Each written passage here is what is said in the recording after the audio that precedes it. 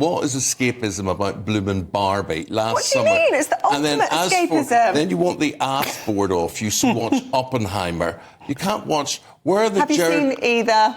No. Oh, no. Says it all. No. Stephanie Petty's in the house. What, 3.5 hours of Oppenheimer? Oh, yes, but you can't criticise these movies if you haven't watched it. And award shows. All so it's worthy. Like you won awards, Eamon, for your career. Movies? Where are those? Oh, gosh, they're not worthy of being awarded at all. Right. Yes. So, who is worthy? Because it seems as though Barbie has been massively snubbed. Yes. Oh, do you know what? That other thing gets on my nerves. What does? What are they called? Pretty Little Things, or what's that called? Which one? What's that one that they're all weird in it? The Moon something. Killers of the Flower Moon? Killers of the Flower Moon. What? No, Stranger Things. The weird thing. God, Stranger Things. I don't even know that's what it's called. It's black and white for the first hour, and then it goes into colour, and that English actress is...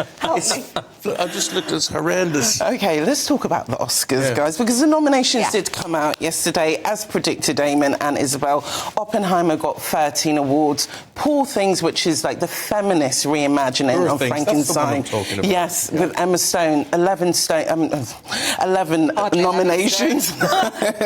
11 nominations, which was all predictable because it's following the Golden Globes and last week's BAFTA nominations. So you watched that? Yes, I have. I loved it. I think it's been a great year for movies, Eamon, actually. Despite of the strikes, there were some good films that were coming through with strong narratives. But the big headlines this morning is Barbie being snubbed for Best Actress for Margot Robbie and Best Director of Greta Gerwig. This is... Look, I don't want to be... There's a delicious irony, isn't there, that a film that is about defeating the patriarchy has failed to get any nominations apart from the bloke. Ryan Gosling, who overnight has had to come out with a statement and said that there is no Barbie without Margot Robbie and there's no Barbie without Greta Gerwig. And it just fits in with the feminist time of the film. Last year, for the past couple of years, people haven't been going to the cinemas.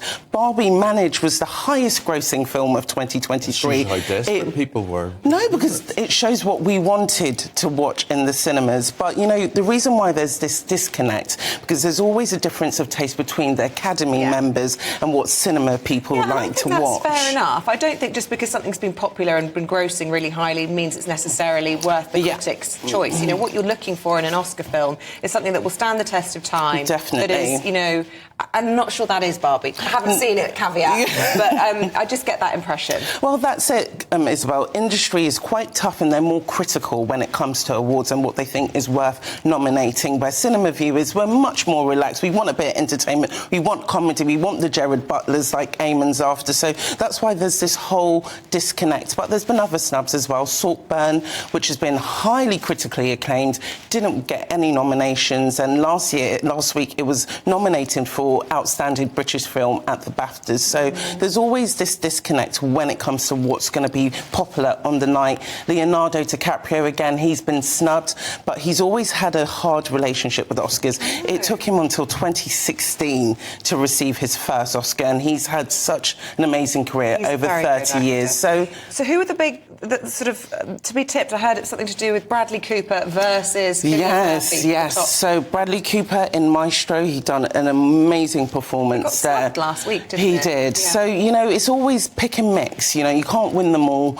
and it's always on the night. You'll be surprised who actually wins, because people think Cillian Murphy's going to win, but I actually think it might be Bradley Cooper's year to win. I love them both. So. Which is the most miserable of the two films?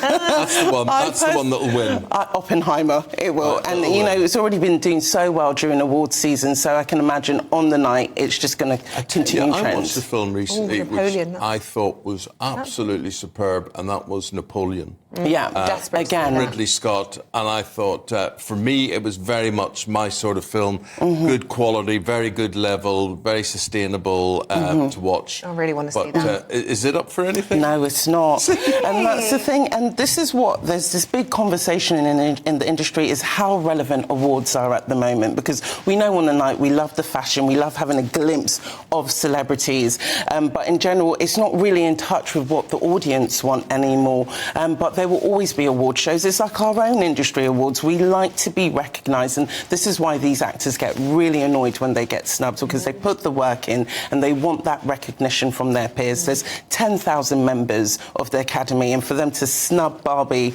it just doesn't make sense. Interesting. What have you gone to watch, Stephanie, in your role professionally and personally, that you would come away and say, I had a really good night? You see, the thing about it is, if I leave the cinema at the end of the night and say, I really enjoyed that, that was a really good film, I don't want to come away and say, I was profoundly moved by what I saw there. I'm depressed enough. I don't need any more depression in my life on world events and whatever. Movies to me are escapism. Where's the latest Star Trek film with Christopher Pine? Superb, absolutely superb actor as well. Don't see anything. Why is that not being made? And, you know, so that's what I want. I want escapism and I want entertainment. Well, you know, it's not one size that fits all when it comes to movies. You know, some people, they like the hard-hitting narratives of storylines. Some people want the depressing stuff, and when other people want the romantic stuff. But again, it's like... I just want Jared Butler. Have you seen Plane? Oh, my gosh, we need to get Jared Butler on the show. Oh, you should be. Have you seen Plane? No. Oh, brilliant. No. Do you know what happens? So he's flying the plane, right, and then it crashes in this jungle. Yeah. And then these baddies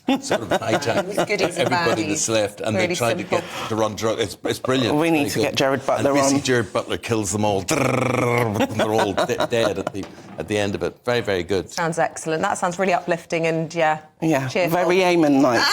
Very Amen night. Steph, You know, I was watching films. I was watching... You two won't even know what I'm talking about, but there were some superb films on over Christmas. Where Eagles Dare, The Magnificent Seven, as well, The Dirty Dozen.